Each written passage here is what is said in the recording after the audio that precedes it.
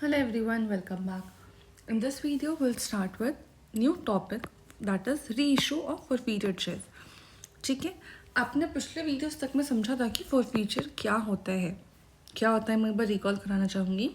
अगर share holders company को जितने पैसे कंपनी ने मांगे हैं वो नहीं देता है तो कंपनी अपने डिस्क्रिप्शन पे शेयर्स उनसे वापस ले लेती है एंड जितना पैसा शेयर होल्डर ने पे किया है वो पैसे भी कंपनी फोरफीट कर लेती है, राइट।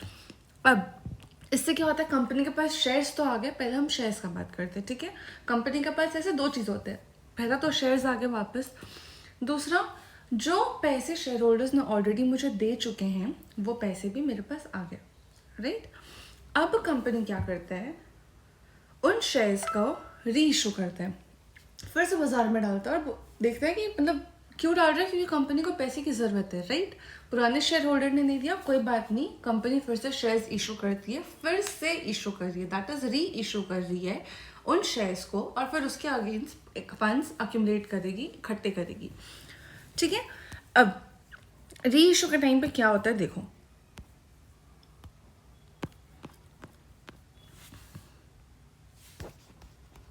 आप यूँ समझो तो री इशू मतलब नॉर्मली आपका इशू ऑफ शेयर्स जैसे ही होता है, ठीक है। जब आप शेयर्स इशू करोगे आपके बैंक में पैसे आएंगे, ठीक है। तो मैं यहाँ पे क्या करूँगी, बैंक अकाउंट को कर दूँगी डेबिट। वो पैसे किसके अगेंस्ट में आ रहे हैं, शेयर कैपिटल के अगेंस्ट में, तो हम लोग यहाँ पे दिखा देते हैं शेयर कैपिटल अकाउंट। अब इसमें क्वेश्चन आपको होगा कि मैम अलॉटमेंट होगा, एप्लीकेशन होगा, फर्स्ट कॉल, फाइनल कॉल, क्या होगा। तो आप समझो, जब कंपनी फर्स्ट टाइम इशू करता है ना, तब कंपनी इतने अलग अलग इवेंट्स में पैसे इशू करता है कि पहले एप्लीकेशन हो, फिर अलॉटमेंट हो, फिर कॉल्स हो। इस तरीके से जनरली फर्स्ट टाइम इशू में ही सीन होता है। जब कंपनी वापस उन शेयर्स को री इशू कर रहा होता है ना, तो कंपनी क्या सोचता है कि अरे भाई पहली बार में तो पूरे पैसे आए नहीं, तो फिर से अब मैं री इशू कर रहा हूँ, तब एक काम करता हूँ, एक बार में ही पूरे पैसे मंगा लेता हूँ। क्यों?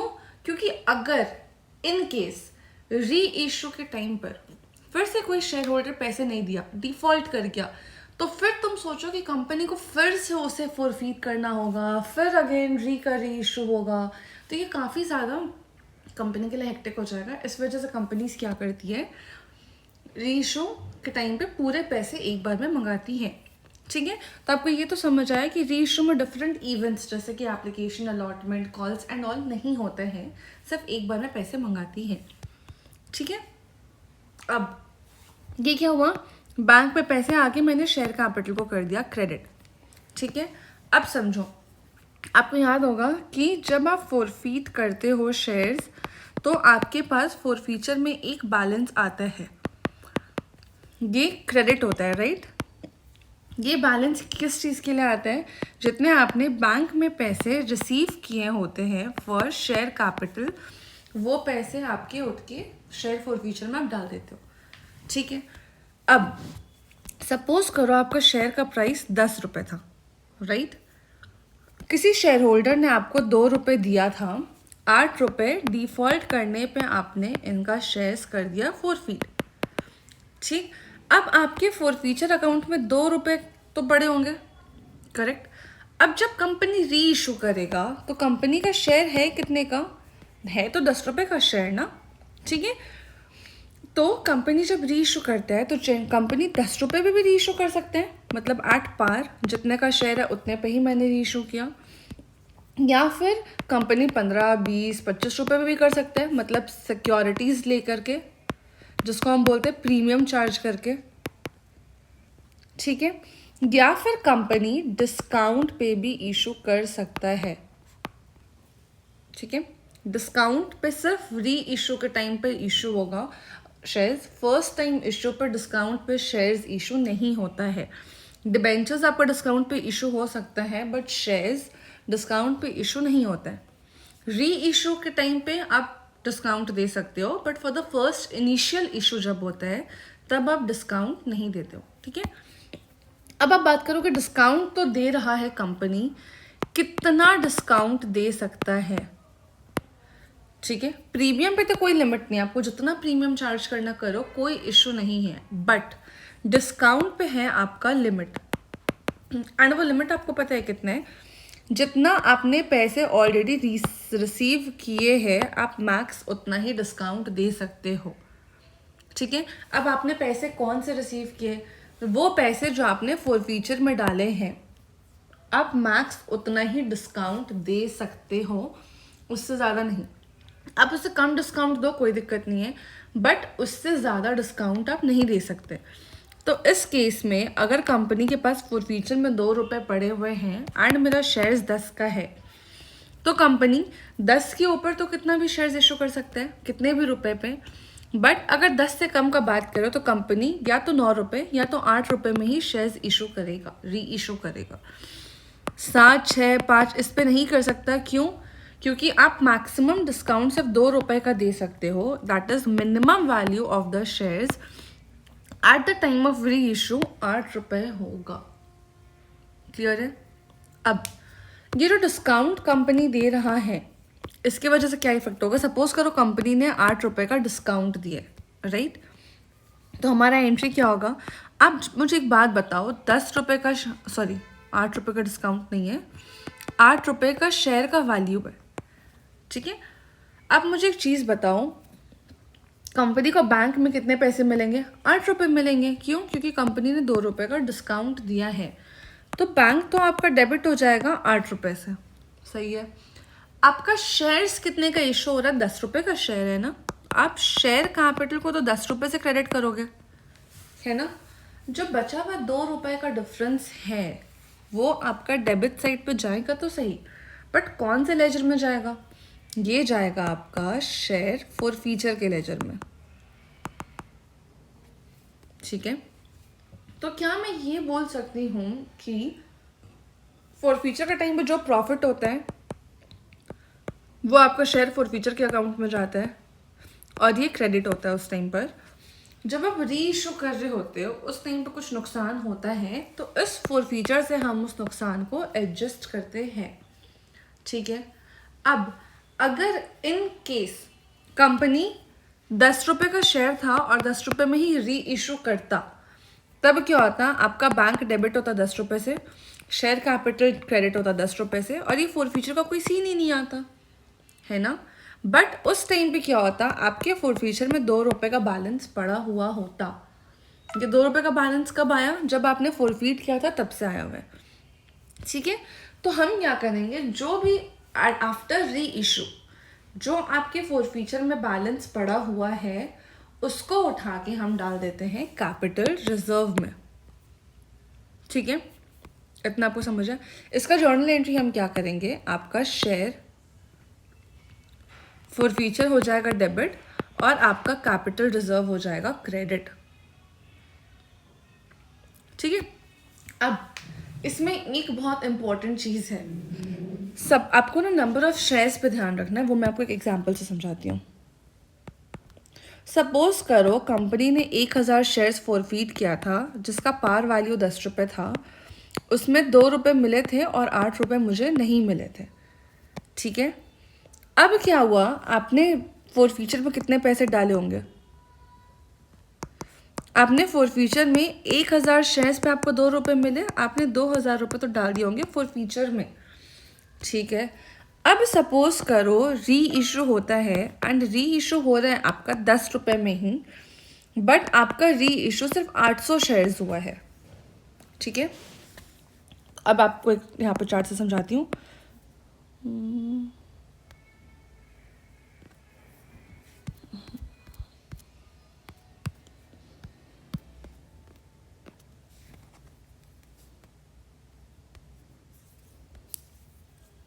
ठीक है, 1000 शेयर्स था आपका, 1000 में आपके फॉरफीचर पे कितना पैसा है? आपके फॉरफीचर पर है 2 रुपये, विच बिकम्स 2000 रुपये, ठीक है?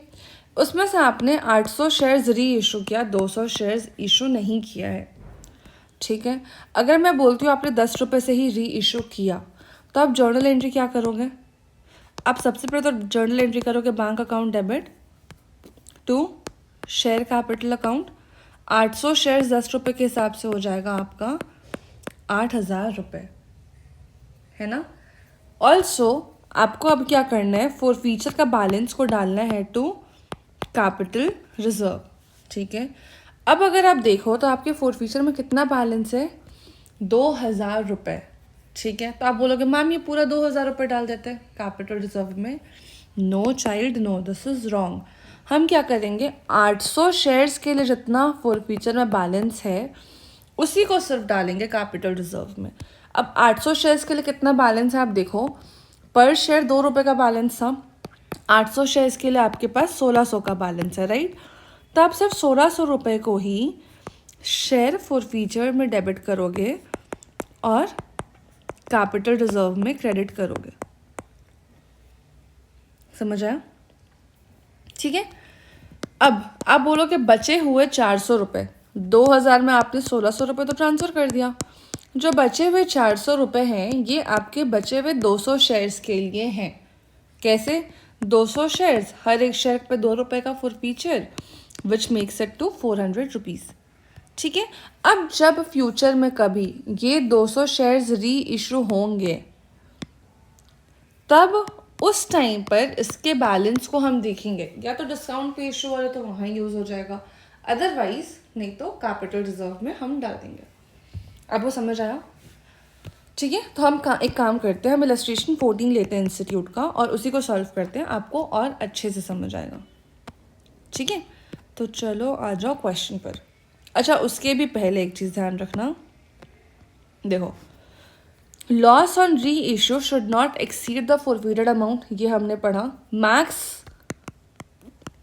डिस्काउंट बोले या मैक्स लॉस बोलो कितना हो सकता है, अप टू फॉरफीटेड अमाउंट, पहला चीज़। दूसरा, इफ द लॉस ऑन री इशू इज लेस, सरप्लस को कहाँ ट्रांसफ़र करेंगे हम लोग, कैपिटल रिजर्व में, क्लियर है।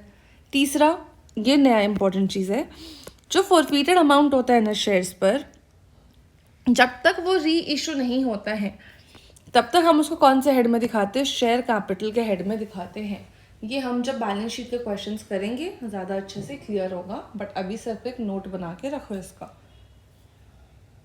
ठीक है।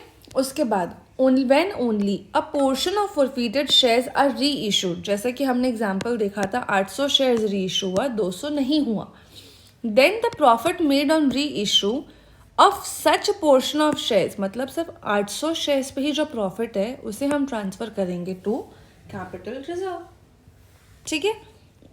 उसके बाद जब भी शेयर्स को आप री इशू कर रहे हो एट लॉस, उस लॉस को आप किस पे बुक करोगे, डेबिट करोगे टू फॉरफीटेड शेयर्स अकाउंट या शेयर फॉरफीचर अकाउंट, ठीक है। उसके बाद क्या कहते हैं लास्ट पॉइंट, अगर शेयर्स जो आप री इशू कर रहे हो वो फेस वैल्यू जो कि 10 रुपये था हमारे एग्जाम्पल में, अगर उससे ज़्यादा होता है, सपोज 15 रुपये होता है, तो जो 5 रुपये एक्सेस हमने चार्ज किया वो क्या है, वो तो आपका प्रीमियम है, राइट। तो उसको हम कहाँ क्रेडिट करेंगे, it would be credited to securities premium account, ये तो सिंपल था, ठीक है। नहीं, इसके बाद एक और है, नेक्स्ट क्या कहता है, if the reissued amount and forfeited amount exceeds the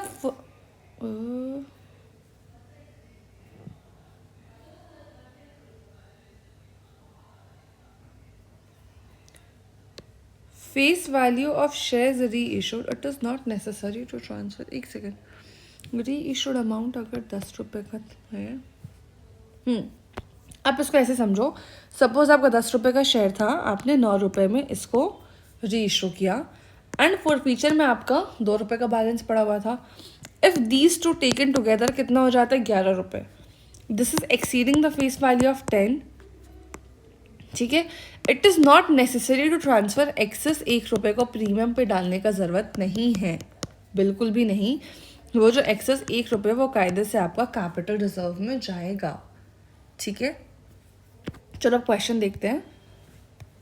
mister long who was the holder of 2000 preference shares of 100 each on which 75 has been called up, 100 रुपये का शेयर था, सिर्फ 75 रुपये हमने मंगाए हैं, उसमें से could not pay his dues on allotment and first call each of 25 per share, मतलब अलॉटमेंट भी 25 रुपये का था, फर्स्ट कॉल भी 25 रुपये का था, और मिस्टर लॉन्ग ने उन दोनों 25-25 रुपये को नहीं दिया है टू द कंपनी।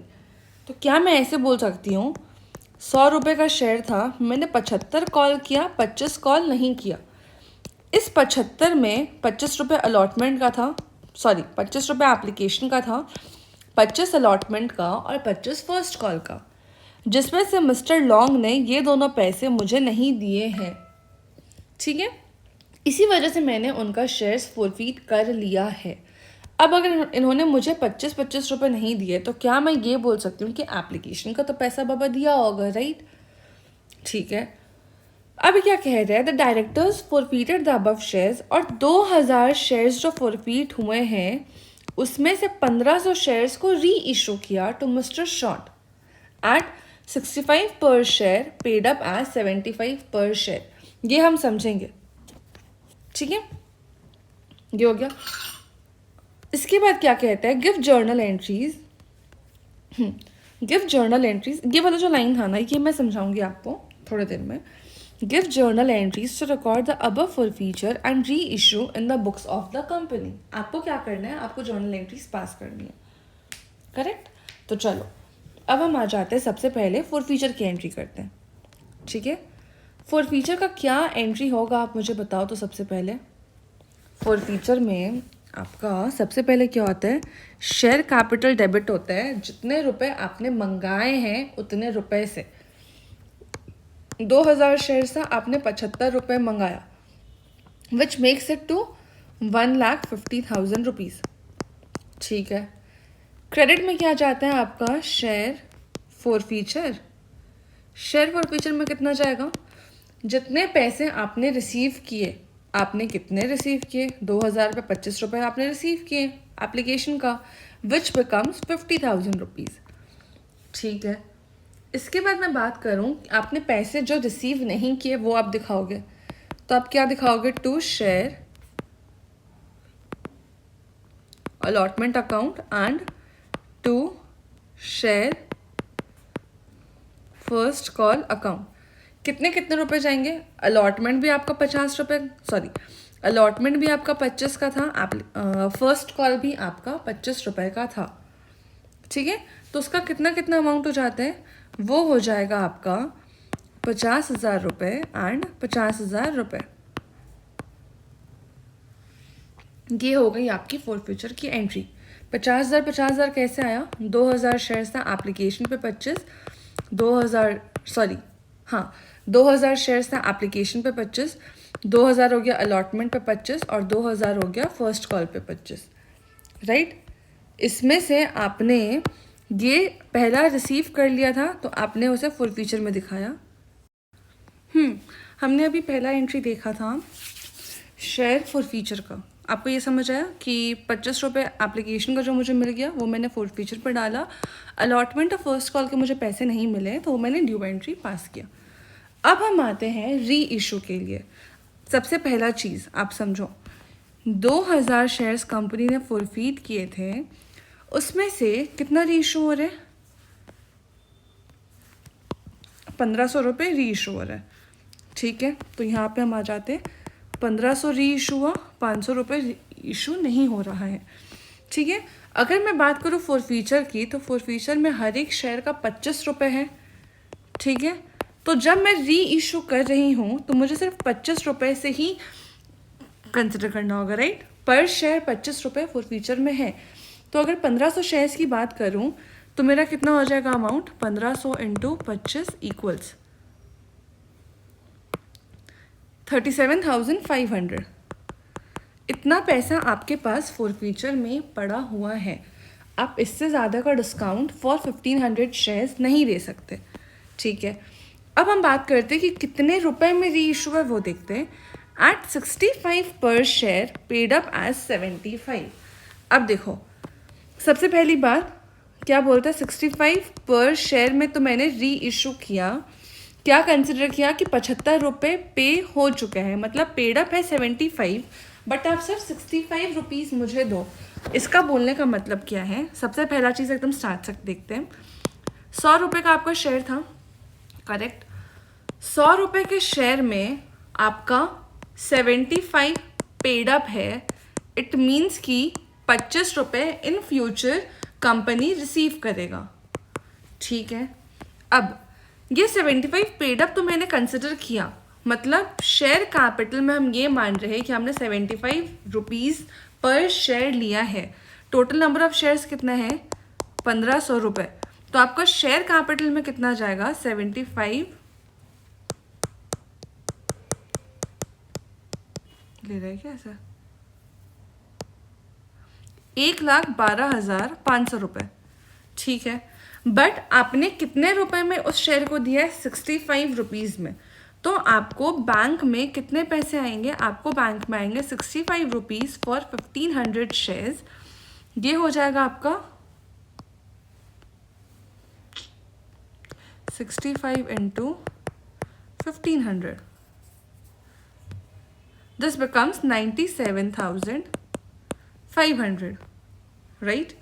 अब आपने डिस्काउंट कितना का दिया है, आपने डिस्काउंट दिया है 10 रुपये का for 1500 shares, that becomes 15,000 rupees. Clear है?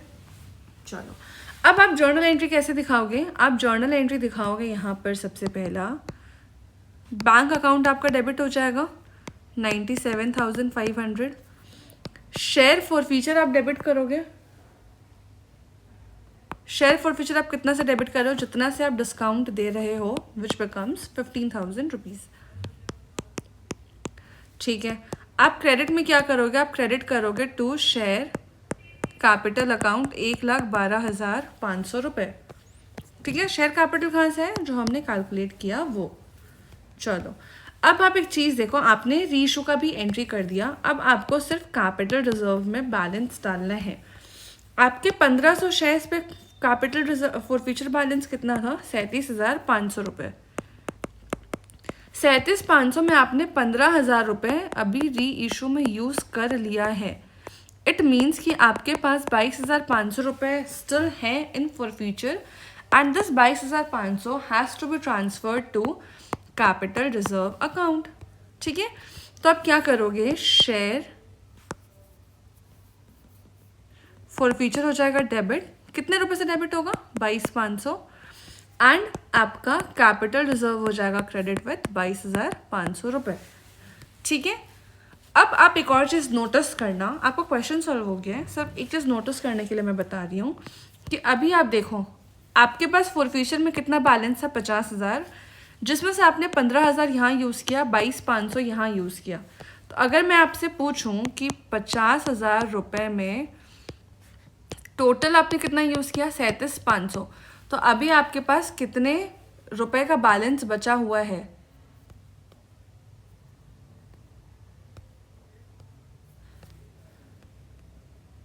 12,500 रुपये का, राइट। ये 37,500 कहाँ से लिया मैंने, 22,500 इधर और 15,000 इधर, ठीक है।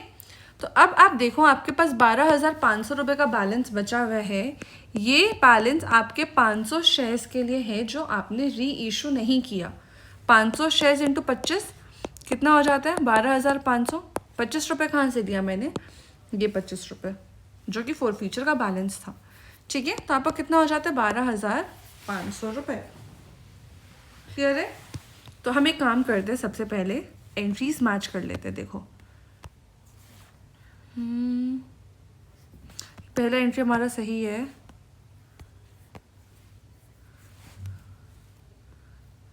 $97,500 15,000। दूसरा एंट्री भी हमारा सही है, और देखो कैपिटल रिजर्व में 22,500 रुपये ही गया है, ठीक है।